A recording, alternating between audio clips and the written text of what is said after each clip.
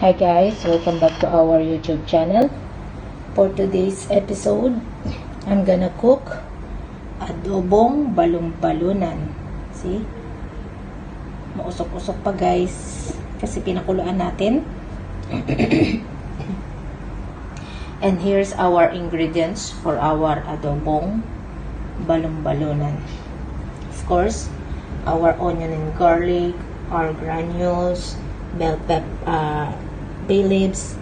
We're gonna put some bell pepper, a little bit of vinegar. This one vinegar with the garlic, and also some sugar. This one mixed with the brown sugar. That's why it looks like that. Of course, our gizzard, pepper, and onion, and the oil, and soy sauce. Okay guys, let's start cooking our adobong balon-balunan. Now our pan is hot. We're gonna put now the oil.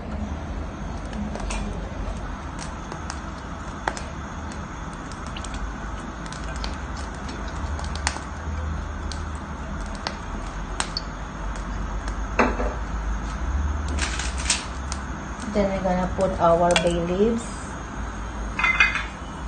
our onion and garlic,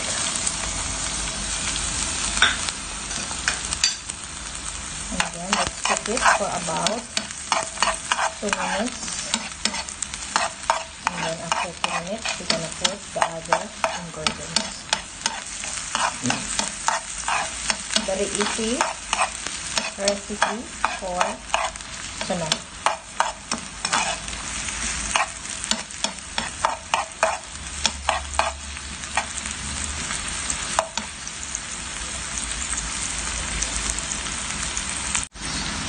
Now guys, we're gonna put now our gizzard.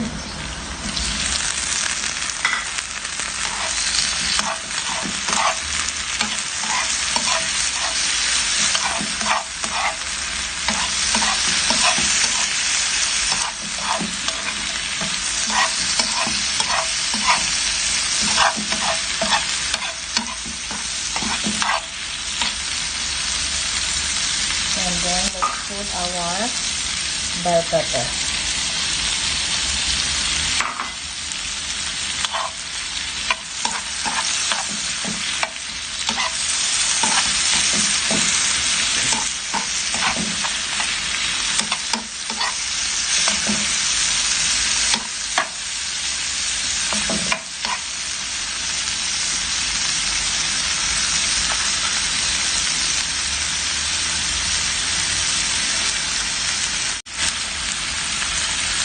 Now guys, we're gonna put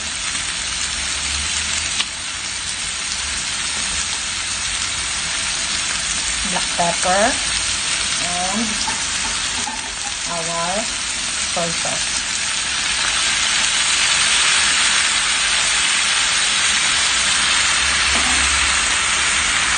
Then mix it.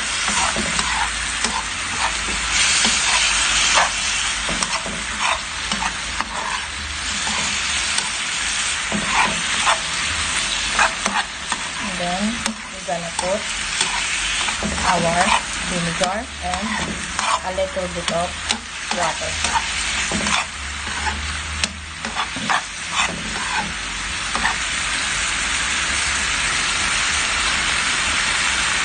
Our vinegar.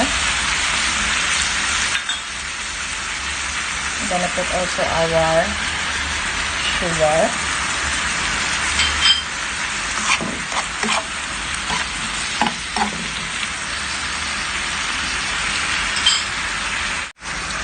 Now guys, we're gonna put a little bit of water.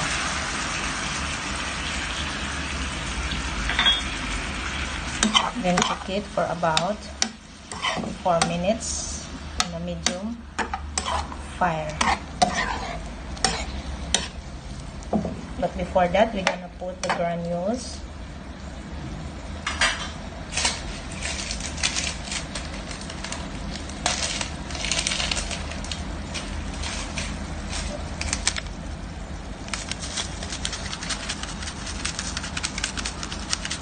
Okay, now let's cook it for about 4 minutes, and then after 4 minutes we're gonna check it if it's already cooked. I cannot taste it, so chachamba lang tayo this time. Okay guys,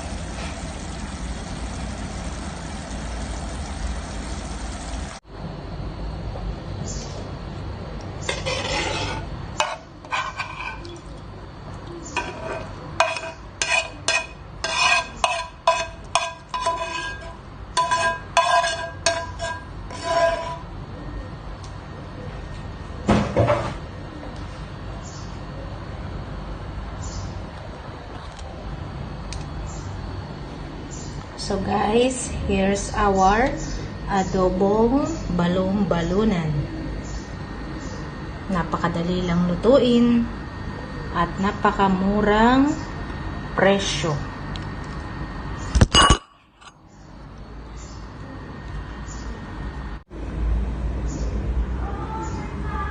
Okay guys, please like, share, and subscribe to our YouTube channel. Thank you guys. Bye!